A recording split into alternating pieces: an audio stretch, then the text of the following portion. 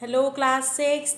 आज हम लोग करेंगे साइंस का सबसे इंटरेस्टिंग चैप्टर जिसमें सब बच्चे इंटरेस्टेड रहते हैं, क्योंकि कपड़े खरीदने में भी सब इंटरेस्टेड रहते हैं, कपड़े पहनने में भी सब इंटरेस्टेड रहते हैं। और वैसे भी आजकल तो आप लोग फैशनेबल भी इतना हो कि आपको अलग अलग टाइप्स के कपड़े चाहिए होते हैं। तो आपको कम से कम जब अगली बार कपड़े खरीदने जाओ तो आपको पता तो रहे कि कौन सा कपड़ा अच्छा है, कपड़ा बनता कैसे है, ठीक है, फाइबर फैब्रिक में फ़र्क क्या है ना। तो कपड़ों के बारे में नॉलेज मुझे लगता है आपको गेन करना बड़ा अच्छा लगेगा। तो चलिए, today we will start with the third chapter of your science book, fibre to fabric. It is on the page number 27. Look, it is on the page number 27 of your science book. This is the first page of this chapter. Now we will start from the history of clothing material. Okay, so the story of clothing material. You must have watched the cartoon show called The Flintstones. It is about two families during the Stone Age, which was approximately 2.5 million years ago. What clothes did Fred and his friend Barney wear? तो देखो, ये मुझे नहीं पता कि अभी ये channel पर आता है या नहीं कार्टून। हाँ, जब मैं छोटी सी थी तो मैंने ये कार्टून देखा था। ये एक्चुअली कार्टून था दो फैमिलीज़ के बारे में, जो कि आज से 2.5 मिलियन पहले का डिपिक्ट करते हैं ये, कि उस समय लोग कैसे कपड़े पहनते थे, कैसे रहते थे। तो देखिए, अगर किसी बच्चे ने कार्टून ये वाला नहीं भी देखा है, क्योंकि आजकल तो डोरेमोन है, पोकेमोन है, और वो कौन सा है वो जिसमें अपनी बहन को वो परेशान करता रहता है, कौन सा है वो? शिनचैन है ना शायद। हाँ, जिसमें वो अपनी बहन हिमावारी को परेशान करता है और उसकी मम्मी उसकी पिटाई लगा देती है। तो मुझे नहीं पता अभी ये कार्टून आता भी है या नहीं। पहले आता था, पर एक छोटा सा पिक देके आपको ये बताया गया है कि किस तरीके से पहले के लोग अपने बॉडी को कवर करने के लिए करते थे। तो देखिए ज़रा, देखिए, इन दोनों ने पहना हुआ है ना। अब आप बोलोगे मैम ये कौन सी फैशन है, ये कौन सा फैब्रिक है? तो देखो, ये अर्ली ह्यूमंस का दिखाया गया है and they are actually wearing the animal skin. इन्होंने क्या पहन रखी है? एनिमल की स्किन पहन रखी है। ये लोग पहले एनिमल्स की हंटिंग करते थे, जानवरों को मार देते थे और उनसे जो स्किन मिलती थी उससे अपनी बॉडी को कवर करते थे। देखिए ज़रा, इसने ऑरेंज कलर का पसंद किया एनिमल और इसने रेड कलर का किया, और देखो कितनी अच्छी सी स्माइल दे रही है ये, है ना। और देखो, थोड़ी सी एक इंटरेस्टिंग चीज़, और देखो इसने अपने जूड़े पर क्या लगा रखा है। देख रहे हो, उस समय के लोग भी फैशनेबल हुआ करते थे। ये मत सोचना कि सिर्फ फैशन आपको आता है। देखो, जूड़े में बोन लगा रखी है, हड्डी लगा रखी है, हड्डी से जूड़ा बना रखा है। थे ना, दिमाग था ना इन लोगों में। तो देखो, स्मार्ट भी लग रहे हैं और खुश भी हो रहे हैं। तो इससे हमें क्या पता चला कि लोगों को बॉडी कवर करने के लिए कुछ ना कुछ चाहिए होता था। और जब तक ये लोग सिल्क नहीं जानते थे, जब तक ये लोग कॉटन कपड़े नहीं जानते थे, जब तक ये लोग बाकी फैब्रिक और फाइबर्स को नहीं जानते थे, तब तक ये लोग क्या यूज़ करते थे अपनी बॉडी को कवर करने के लिए? एनिमल्स की स्किन को यूज़ किया करते थे अपनी बॉडी को कवर करने के लिए। People at that time wore the skin of a dead animal with or without the fur and bark or leaves of trees. अब ऐसा तो नहीं है कि सब हंटिंग करके एनिमल की स्किन ही पहने। कई लोगों को थोड़ा सा और फैशन सूझता था, तो वो लीव से भी अपनी ड्रेसेस बना लिया करते थे, राइट। तो वो लोग क्या क्या यूज़ किया करते थे अपनी बॉडी को कवर करने के लिए? एनिमल स्किन को यूज़ करते थे। इसके अलावा वो बार्क ऑफ ट्रीज़, यानी कि जो ट्री की जो बार्क्स होते हैं ना, उनको भी यूज़ किया करते थे अपनी बॉडी को कवर करने के लिए। इसके अलावा वो लीव्स को भी यूज़ करते थे अपनी बॉडी को कवर करने के लिए। Later on, as they began to settle down at a place and learnt agriculture, they learnt how to weave cloth by twisting things like grass and animal fleece into long strands. पर जैसे जैसे time change हुआ, जैसे जैसे development हुआ, जैसे जैसे वो इवोल्यूशन वाली स्टेज में आने लगे, उन्होंने एग्रीकल्चर की शुरुआत की। और एग्रीकल्चर की शुरुआत करने के साथ ही उन्हें ये भी पता लगा कि वो अपने लिए अलग अलग टाइप के फाइबर और फाइबर से फैब्रिक बना सकते हैं। अभी हम देखेंगे, आगे जाके डिफरेंस भी देखेंगे कि फ़ाइबर और फैब्रिक में क्या फ़र्क होता है, फ़ाइबर किसे बोलते हैं, फैब्रिक किसे बोलते हैं। ओके, पर अभी हम ये देखेंगे कि जैसे जैसे लोगों ने एग्रीकल्चर शुरू किया, वैसे वैसे उन्होंने ऐसी चीज़ें सीखी कि जिससे वो अपने लिए खुद एक क्लोथ बना सकते थे, अपनी बॉडी को कवर करने के लिए क्लोथ बना सकते थे। और वो किससे बना सकते थे? ग्रास से बना सकते थे। एनिमल फ्लीस मतलब जो जानवरों की बॉडी पे बाल होते हैं ना, जैसे शीप के देखे, शीप की बॉडी से फ्लीस को उतारते हैं ना, फ्लीस निकालते हैं तभी तो वुलन क्लोथ्स बनते हैं। तो इस टाइप से वो ऐसे स्ट्रैंड्स बना सकते थे। The sewing needle was invented about 40,000 years ago. Sewing needle मतलब जो कपड़े सिलने वाली सुई होती है ना, उसका इन्वेंशन कब हुआ? 40,000 years ago. After its invention, people learned how to stitch clothes. अब लोगों में बड़ी अकल आ गई, जब उन्होंने बना ली ना निडल तो उन्हें पता लग गया कि अब उन्हें अपने कपड़े कैसे सिलने हैं। In most places, such as India and Africa, till the stitching needles were discovered, people used to wrap a long piece of cloth around themselves in various ways, like a sari in India or kanga in Africa. तो क्या करते थे, जब तक लोगों को needle के बारे में नहीं पता था, उन्हें कपड़े सिलना नहीं आता था, तब तक वो क्या करते थे, बड़े बड़े जो कपड़े होते थे वो अपने बॉडी पे उसको लपेट लिया करते थे। जैसे कि आपने देखा होगा साड़ी, इंडिया में जो साड़ी रहती है, आपकी मम्मा भी पहनती हैं, आपके रिलेटिव्स भी पहनती होंगी, है ना, दीदी वगैरह, भाभी वगैरह। तो देखो साड़ी क्या होता है, साड़ी एक्चुअली लंबा सा कपड़ा होता है जिसको अपनी बॉडी पे आप रैप कर सकते हो। नाउ फैब्रिक आखिर है क्या? Fabric is the cloth that is produced by weaving और निटिंग टेक्सटाइल फाइबर्स। फैब्रिक क्या है? जो फाइबर्स होते हैं, जो धागे होते हैं, जो रेशे होते हैं, उनको जोड़कर जो एक बड़ा कपड़ा बनाया जाता है, उसको हम क्या बोलते हैं? Fabric. Clothing or household articles are made from fabric. You would find a variety of fabrics in any shop you visit to buy fabric for your dress. अब मुझे लगता है आप सब लोग ना ये मत कहने लग जाना कि मम्मी आज ही चलो शॉपिंग कराने चलो और आज तो मैं डिफरेंट टाइप्स ऑफ फैब्रिक देख के ही रहूँगा। ऐसा भी नहीं करना है, पर वो टाइम याद करो जब आप लास्ट टाइम शॉपिंग करने गए थे और आपने अलग अलग ड्रेसेस देखी थी। तो जब आपने अलग अलग ड्रेसेस देखी थी अपने लिए, तो आपने ये नोटिस किया था क्या कि हर जो आप ड्रेस देख रहे हो उसका कपड़ा अलग अलग है? होता है ना, किसी का कपड़ा कॉटन का होगा, किसी का सिल्क का होगा, किसी का जॉर्जेट का होगा, है ना। अलग अलग टाइप के फैब्रिक्स होते हैं ना, अलग अलग कपड़े होते हैं, तो उनके जो फैब्रिक्स होते हैं वो भी अलग अलग होते हैं।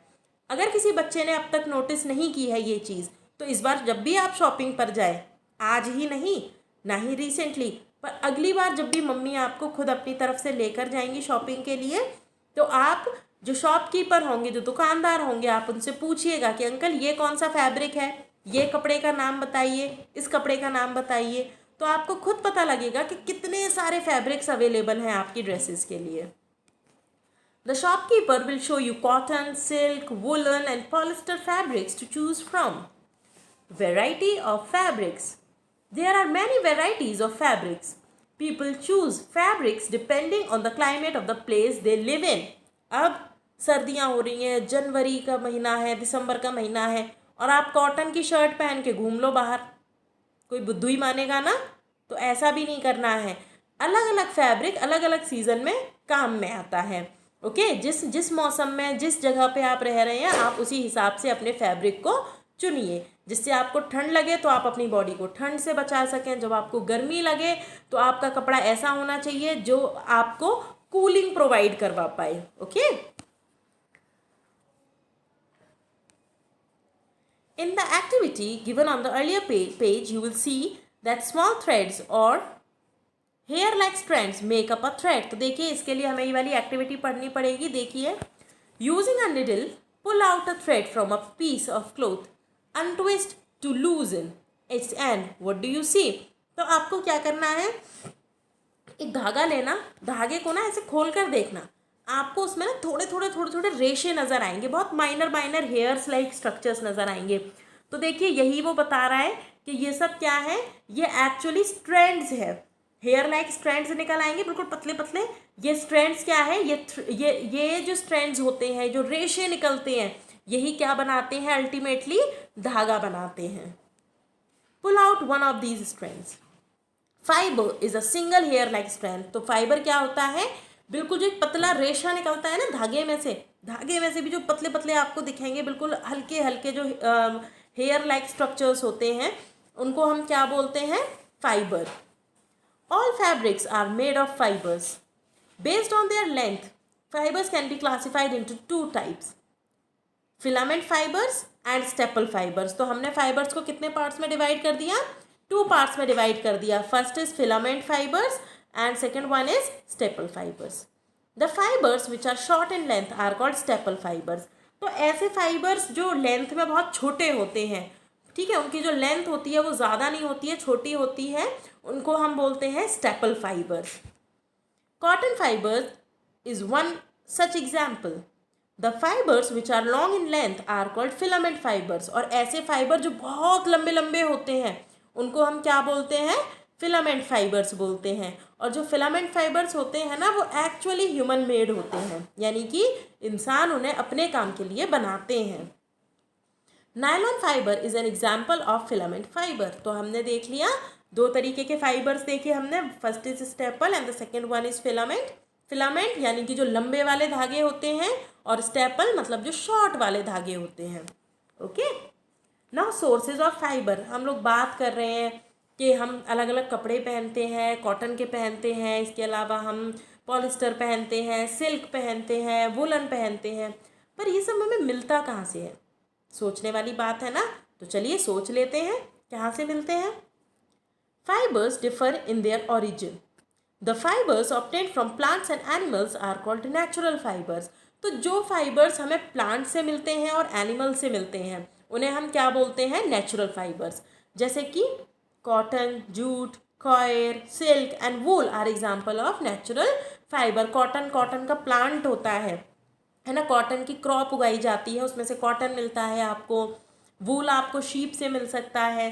तो ये आपको नेचुरल चीज़ों से मिल रहा है ना, एनवायरनमेंट से मिल रहा है, तो इसको हम क्या बोलते हैं? Natural fibres. The seed pods of cotton plants are the source of cotton. The stem of jute plants is the source of jute and the outer covering of the coconut fruit is the source of coir. तो देखिए, cotton आपको कहाँ मिलेगा? आप net पर search करिएगा कि cotton के फ्लावर कैसे होते हैं. वो कॉटन के फ्लावर जब फूटते हैं ना, तो उसमें से कॉटन बाहर निकलती है और उसको फिर कॉटन को निकाल लिया जाता है. तो कॉटन हमें प्लांट से मिल गया. Stem of jute plants is the source of jute. जो जूट की स्टेम होती हैं वहाँ से हमें जूट मिल जाता है. और जो कोकोनट की आउटर कवरिंग होती है ना, आउटर कवरिंग, वहाँ से हमें क्या मिलता है? Coir. Silk is obtained from the cocoon of the silkworm and the fleece of goats, sheep and lambs is the source of wool. Silk हमें कहाँ मिलता है? silkworm से मिलता है, right? और हमें fleece यानी कि जो woolen clothes बनाने के लिए जो हमें फाइबर चाहिए होता है वो हमें कहाँ से मिलता है? goats, sheep and lambs. Wool is also obtained from the hair of rabbits, camels, llamas and yaks. यहाँ से भी हमें वुलन क्लोथ्स बनाने के लिए वूल मिल सकती है. Okay, with the passage of time human beings learn to make fibres from sources other than plants and animals. पर लोगों ने सोचा कि अरे भाई, इतने सारे लोग हैं, इतनी पॉपुलेशन बढ़ती जा रही है, तो इतनी पॉपुलेशन अगर बढ़ेगी तो फिर बेचारी कब तक शीप भी अपने फ्लीस उतार के देगी कि भाई ले लो और कपड़े बना लो अपने लिए. कम तो पड़ेंगे. इतने सारे एनिमल से तो हम नहीं बना सकते. इतनी जो जनरेशन्स हैं, इतने लोग हैं, क्या हम इन सबके लिए कपड़े बना सकते हैं नेचुरल तरीके से? नहीं बना सकते. तो इसके लिए लोगों ने क्या तरीका निकाला? सिंथेटिक फाइबर्स का. ठीक है, क्या निकाला? Synthetic fibre. सिंथेटिक फाइबर ऐसे फाइबर्स होते हैं जिन्हें ह्यूमन बींग्स बनाते हैं. These fibers are made from chemical substances and are called human made or synthetic fibers. Rayon, polyester, nylon and acrylic are examples of synthetic fibers. Right? चलिए, अब हम देखते हैं कि एडवांटेज क्या है. आखिर ऐसी क्या ज़रूरत थी कि हमें नेचुरल चीज़ों को छोड़ के, जो चीज़ें हमें नेचर से मिल रही हैं, उन नेचुरल चीज़ों को छोड़ के हमें सिंथेटिक फाइबर्स बनाने पड़े. तो देखते हैं क्या ज़रूरत थी. Cotton shirts tear faster than nylon shirts. देखो, नायलॉन की जो शर्ट्स होती हैं ना, वो बड़ी मजबूत और टिकाऊ टाइप की होती हैं, वो आसानी से फटती नहीं हैं. कॉटन शर्ट्स बहुत आसानी से फट जाती हैं. This is because nylon fibres are stronger than cotton fibres. और ऐसा होता क्यों है? क्योंकि जो नायलॉन का फाइबर होता है वो बहुत स्ट्रॉन्ग होता है और जो कॉटन का फाइबर होता है वो काफ़ी सॉफ्ट होता है तो वो जल्दी फट जाता है, और जो नायलॉन के कपड़े होते हैं वो आसानी से नहीं फटते हैं। Fabrics made from synthetic fibre dry faster and do not get wrinkled easily. आप देखना कि आपके घर में जितने भी कॉटन क्लोथ्स होंगे ना, मम्मी बेचारी परेशान है उनको प्रेस कर करके, वो कपड़े सीधे होकर नहीं देते। और कुछ कपड़े ऐसे होते हैं कि आप उनको बॉल बना के भी ऐसे फेंक दोगे ना और उसे उठाकर देखोगे तो भी उस पर सिंगल रिंकल नहीं होगा, है ना। ऐसे कपड़े होंगे ना घर में, नहीं है तो अभी वीडियो पॉज करो और सबसे पहले जाके मम्मी की अलमीरा चेक करो, ठीक है। पिटाई मत खा लेना अगर अलमीरा ख़राब हो जाए तो जल्दी से अलमीरा चेक करना और देखना उसमें किस किस टाइप के कपड़े हैं, कौन से कपड़े ऐसे हैं जिन पर रिंकल्स पड़ रहे हैं, कौन से कपड़े ऐसे हैं जिन पर बिल्कुल भी रिंकल्स नहीं पड़ रहे हैं। और अगर मम्मी का मूड ख़राब ना हो तो उनसे पूछ भी लेना कि मम्मी ये मैंने रिंकल डाल दिए हैं आपके कपड़ों पे, अब ज़रा बता दीजिए कि ये कौन सा कपड़ा है, ये कौन सा फाइबर है। Okay. Now, one disadvantage of using these fabrics is that they contain less air space between their fibers and therefore do not absorb sweat. So, we cannot wear clothes made of synthetic fabric in hot and humid weather. पर इनकी disadvantage भी है, और इनकी disadvantage ये है कि इनके अंदर जो एयर स्पेस होता है ना वो बहुत कम होता है, जिसकी वजह से हमारी बॉडी को ये कूल नहीं रख पाते हैं गर्मियों में। इसीलिए लोग गर्मियों में कॉटन के कपड़े पहनना ज़्यादा प्रेफर करते हैं। At times, synthetic fibers are mixed with natural fibers like cotton and wool to weave a fabric. अब देखो दोनों ही तरफ समस्या है। नेचुरल फाइबर हमें इतनी क्वांटिटी में मिल नहीं सकता है नेचर से, उधर अगर हम पहनेंगे तो गर्मी में बिल्कुल उबल जाएंगे। अगर हम सिंथेटिक फाइबर पहनेंगे तो लोगों ने एक नया तरीका निकाल लिया, उन्होंने क्या किया, नेचुरल फाइबर और सिंथेटिक फाइबर दोनों को मिक्स करके कपड़े बनाना शुरू कर दिया। Fabric is a cloth that is produced by weaving or knitting textile fibers. One such fabric is called polycotton, और ऐसे ही एक एग्जाम्पल क्या है, पॉलीकॉटन है। इवन आप कभी पूछो ना और आपको कभी शॉपकीपर कभी कभी आपको ये भी बताएंगे कि ये मिक्स कॉटन है ना। मिक्स कॉटन का मतलब इसमें थोड़ा सा पोर्शन कॉटन का है, बाकी इसमें सिंथेटिक फाइबर है। Okay. It is a mixture of polyester and cotton. तो पॉलीकॉटन क्या होता है, पॉलिस्टर और कॉटन का मिक्सचर होता है। The polycotton fabric has more strength than the individual fibres, can absorb sweat and do not get wrinkled fast. अब इससे फ़ायदा क्या होगा कि अगर आप थोड़ा सा इसमें कॉटन के में सिंथेटिक फाइबर मिक्स कर दोगे ना तो एक तो ये आसानी से रिंकल नहीं होगा, इस पर सरवटें नहीं पड़ेंगी और आपकी मम्मी को पूरे दिन प्रेस में नहीं लगना पड़ेगा। और दूसरी बात, ये आपके जो स्वेट आएगा, आपको जो पसीना आएगा उसको भी आसानी से एब्जॉर्ब करेगा और आपकी बॉडी को कूल रखने में मदद करेगा। Now, production of plant fibres. Plant से जो हमें फाइबर मिलता है उनका प्रोडक्शन कैसे होता है, कैसे उन्हें उगाया जाता है, कहाँ उगाया जाता है, क्या कंडीशंस लगती है और कैसे वो हम तक पहुँचता है। तो चलिए देखते हैं। सबसे पहले हम बात करेंगे जूट की। Jute fiber is obtained from the stem of the jute plant, which grows best in both sandy and clayey soils. Clay soils. तो देखिए सबसे पहले हम जूट फाइबर की बात करते हैं। जूट फाइबर हमें मिलता है जूट प्लांट की स्टेम से। प्लीज़ इसको अंडरलाइन कर लीजिएगा। जूट फाइबर हमें कहाँ से मिलता है, जूट प्लांट की स्टेम से। और ये दोनों तरीके की सॉइल में हो जाता है, चाहे सॉइल सैंडी हो चाहे आपकी सॉइल क्लेई हो। The major jute producing states in India are West Bengal, Bihar and Assam. तो वेस्ट बंगाल, बिहार और असम में सबसे ज़्यादा जूट प्लांट की प्रोडक्शन किया जाता है। Jute is sown in the rainy season and harvested after 6 months when the plant starts to flower. तो इसको सो यानी कि शुरुआत कब की जाती है इसे उगाने की, इसको रेनी सीजन में शुरुआत करते हैं उगाने की और 6 महीने के बाद जब इसमें फ्लावर आने शुरू हो जाते हैं तो हम उसमें से जूट निकाल सकते हैं। After harvesting the stems are tied in bundles and soaked in water for 2 to 3 weeks। इसके बाद क्या करते हैं, उन स्टेम्स को निकाल के बंडल बना लेते हैं और उन बंडल को हफ्तों के लिए 2-3 हफ्तों के लिए डुबो के रख देते हैं पानी में। This process is called retting. Once the retting is complete the softened fibres are removed from the stem by hand. उसके बाद जब ये सॉफ्ट हो जाते हैं ना तो फिर इनको हाथ से अलग अलग किया जाता है। The fibres are then washed under clean running water and hung up and spread out for drying. उसके बाद इसको साफ पानी से धुला जाता है और इसको अच्छे से सुखाने के लिए छोड़ दिया जाता है. Jute fiber is used to make a number of things such as ropes, bags, carpets, doormats, ornamental toys, wall hanging and footwear. तो देखो जूते बनाने के लिए यूज़ किए जाते हैं, इसके अलावा टॉयज़ बनाने के लिए यूज़ किए जाते हैं, मैट बनती है, ये जो आपके कारपेट होते हैं जो घर के बाहर होते हैं ये भी जूट से बने हुए होते हैं. Okay, now we will talk about coir. Coir fiber is obtained from the outer covering of the coconut fruit that grows on the coconut palm.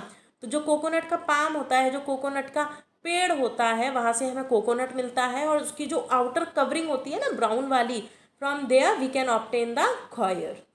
The outer covering of the coconut is called husk. आपने देखा है ना वो brown brown colour के बड़े tight tight covering होती है उसके ऊपर बालों जैसी, नारियल के ऊपर, उसको हम क्या बोलते हैं? Husk. To obtain coir fibers, the husk is removed from the coconut and soaked in water for up to 10 months. सोचो कि उसका कवर उतारा जाता है और उस कवर को 10 महीनों के लिए वाटर में डुबो के रखा जाता है. The softened husk is then beaten to get the coir fiber. उसके बाद उसको पीट पीट के coir fiber में कन्वर्ट किया जाता है. The golden coir fibers are then spun into yarns. These yarns are used to make mats, floor, coverings, garden articles, aquarium filters and ropes. फिर इसके बाद इसको किसके लिए यूज़ करते हैं? चीज़ें बनाने के लिए यूज़ किए जाती हैं, जैसे कि गार्डन के आर्टिकल्स होते हैं. इवन आपने देखा होगा गार्डन में झूले जो पड़े रहते हैं वो भी उसके बने होते हैं. इसके अलावा रस्सियाँ बनाने के लिए भी इसका यूज़ किया जाता है. India and Sri Lanka are the world's major producer of coir fibers. Where do coconut palms grow in India? What type of soil do they need? This you have to find out. Okay?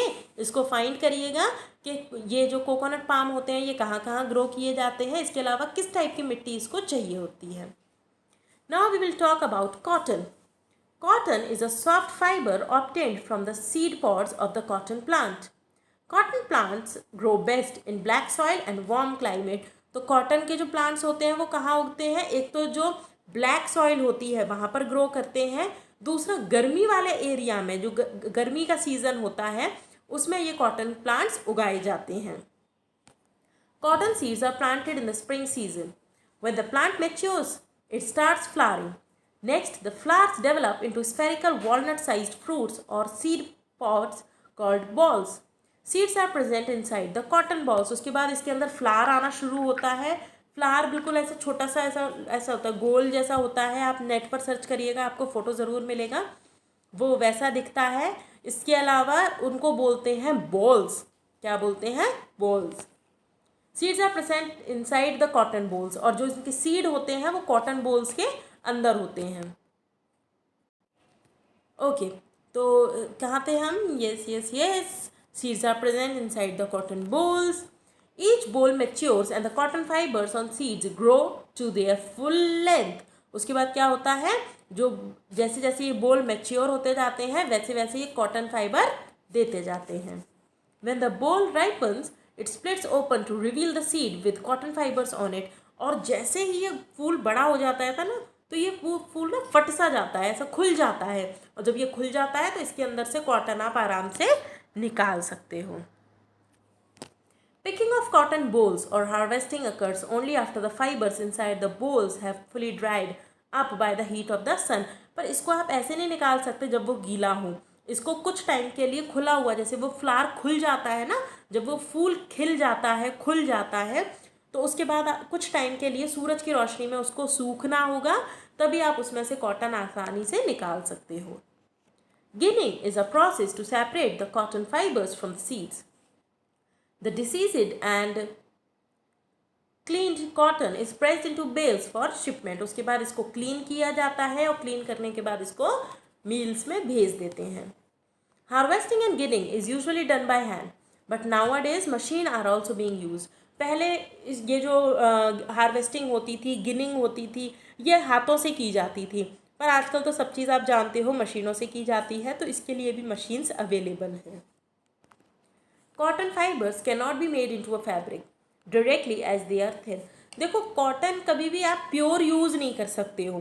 क्योंकि उसका जो fabric होता है वो बड़ा ही ऐसा बनेगा जो आसानी से फट जाएगा, इवन बनेगा ही नहीं, क्योंकि उसके जो फाइबर होते हैं ना वो बहुत ज़्यादा पतले होते हैं, इसीलिए प्योर कॉटन का आप नहीं बना सकते हो direct fabric. As a first step they are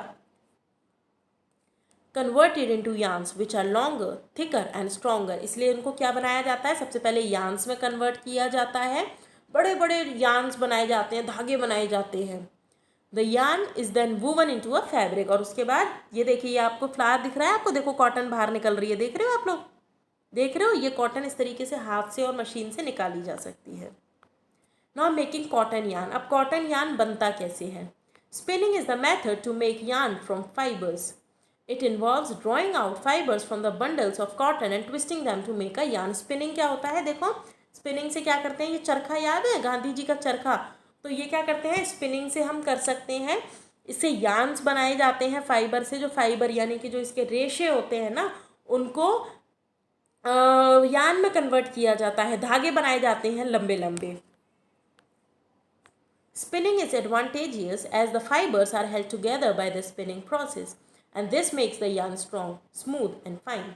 A takli or a charkha or a spinning machine are used to do spinning, और इसके लिए हम क्या यूज़ कर सकते हैं, चरखा यूज़ कर सकते हैं। देखो दिख रहा है आपको चरखा, इस तरीके से हम इसको जो ये है स्पिनिंग है इसके लिए यूज़ कर सकते हैं। Which great leader of India used to spin cloth using a charkha and why did he do so? इसका आप बता सकते हैं ना, कौन थे वो महान लीडर, ध्यान करो, थे ना, महात्मा गांधी जी थे, मोहनदास करमचंद गांधी, जिन्होंने चरखे को उस समय पे यूज़ किया था स्पिन करने के लिए क्लोथ को। After spinning the cotton yarn is use to make fabric, और स्पिनिंग के बाद हम क्या कर सकते हैं, कॉटन यार्न को यूज़ कर सकते हैं फैब्रिक बनाने के लिए। Now making cotton fabric.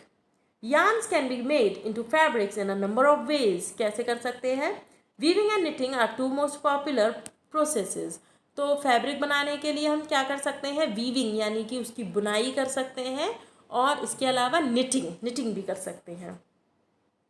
Weaving, nylon and cotton are the fibres with which the seats of a chair or a charpai are usually made of। तो देखो nylon and cotton are the fibres, तो nylon और cotton ऐसे fibres होते हैं जो कि हम अपनी चारपाई पे लगाते हैं ना, आप वो चारपाई बुनते हैं, देखा है चारपाई पे तो सब लोग बैठते होंगे, तो उसके लिए भी हम कॉटन और नायलॉन को यूज़ करते हैं। The process involves interlacing two sets of tapes that are at right angles with each other. The fabric can also be made in the same way, that is, by interlacing two sets of yarn at right angles. Weaving is the name of the whole process of interlacing two sets of yarn at right angles to make a fabric. दो type के yarn ले लो और उनको आपस में लपेटते जाओ, जैसे कि ये ले लिए मैंने दो यार्न, देखो ये एक धागा हो गया, ये दूसरा धागा हो गया, मैं इनको ऐसे ऐसे करके लपेटती जाऊँ, ऐसे ऐसे करके लपेटती जाऊँ, ये लपेटते जाएंगे एक दूसरे से, देखो ऐसे ऐसे करके लपेटते जाएंगे तब, ठीक है, तो इसको हम क्या बोलते हैं, वीविंग। जब हम दो सेट लेते हैं यार्न्स के और आपस में इंटरलेस करते हैं ऐसे ऐसे करके, तो इसको क्या बोलते हैं, weaving. Weaving is done on looms which can be hand operated और पावर ऑपरेटेड। अब ये आप हाथों से भी कर सकते हो और मशीन से भी कर सकते हो। Activity on the next page shows weaving is done. Now knitting. Compare a sweater and any other woven fabric. There is interlocking of loops in case of a sweater. Sweater आपने बुनते हुए देखा होगा, मम्मा को देखो ऐसे बुनते हैं ना स्वेटर, तो क्या है ये, निटिंग। इसको क्या बोलते हैं, निटिंग, जिसमें हम फैब्रिक्स को आपस में इंटरलॉक करते हैं। Knitting is the name given to the interlooping of one or more set of yarns. Knitted fabrics are more stretchable than woven fabrics. आपने देखा होगा कि मम्मी जो स्वेटर सिलती हैं ना, निट करती हैं, जो सिलती हैं, वो आसानी से स्ट्रेच हो जाता है ना आसानी से stretch.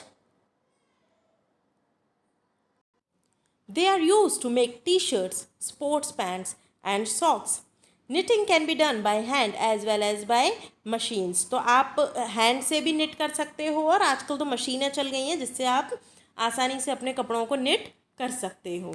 Okay, now we have completed this chapter. You have to read out this activity by yourself as well as you have to do the word bank in your notebook. Okay, word bank करिए. इसके अलावा आप लोग exercise ढूंढिए. थोड़े से आपको question answers provide कराए जाएंगे. Then you can do the question answers in your notebook and send your notebooks for checking. Okay, till then, bye.